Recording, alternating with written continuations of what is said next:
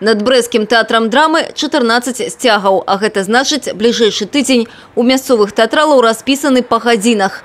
І кожны фестывальны дзень прачування шчырых эмоцый і адкрыццяў. Больш за 2 десятигоддзя Белая вежа культурна выхоўвае брастаўчан. Здесь я вижу очень интересный подход от ортодоксального театра, да, к современным новациям в театре, которые учитываются вот именно в сегодняшней программе.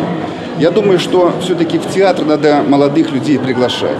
Но приглашать не по разнарядкам на классические какие-то постановки, а через какие-то более простые формы восприятия театрального искусства. Привлечь молодежь в театр, возможно, пусть из 10 одному понравится, вот так формируется культурная среда. Люблю за разнообразие театральное, то, что приезжают множество других театров из других стран.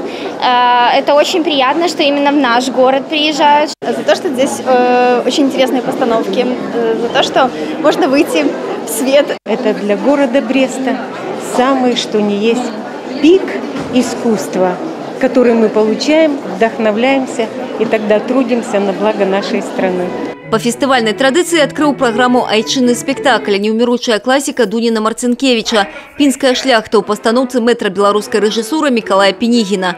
1,5 гадзіны театральная зала жила эмоциями трагикомичного водевиля у таленавітым выкананні купалаўскай трупы.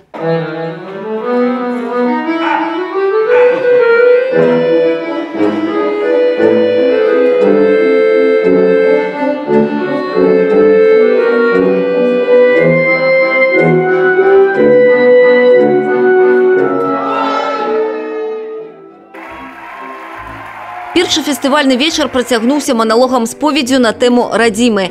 На малой сцэне моноспектакль «Сіняя-сіняя» па матывах апавядання Уладзіміра Караткевіча прадставіў Магілёўскі абласны тэатр «Лялек». Тым часам на галоўнай плошчы Брэста ўсе жадаючыя абсалютна бясплатна змаглі стаць сведкамі унікальнага прадстаўлення атамаў, малекул і фантастычных механізмаў.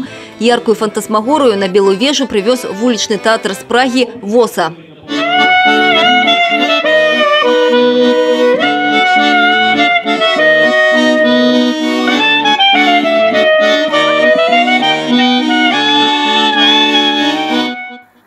У фестывальнай афішы яшчэ шмат імёнаў, вядомых тэатральнай публіцы і невядомых у Беларусі нікому. Гэтым брэсцкі фестываль і цікавы прадчуваннем новых адкрыццяў, лічыць яго неаднаразовы ўдзельнік рэжысёр Миколай Пенигин. Я думаю, что не только для брэсцкага гледача, а ввогуле открыть новый коллектив для себе – это больше почестно и поважно, чем запросить брендовые какие-то спектакли, которые все ведают, там не ведаю, Москва, Польша, не ведаю там.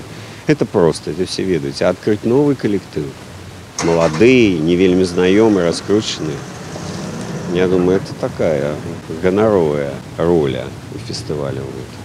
Белая вежа працягваецца. Наперадзе новыя спектаклі, краіны і новыя эмоцыі. Аліса Грыгарчук, Юрий Плінда, телерадиокомпания «Брест».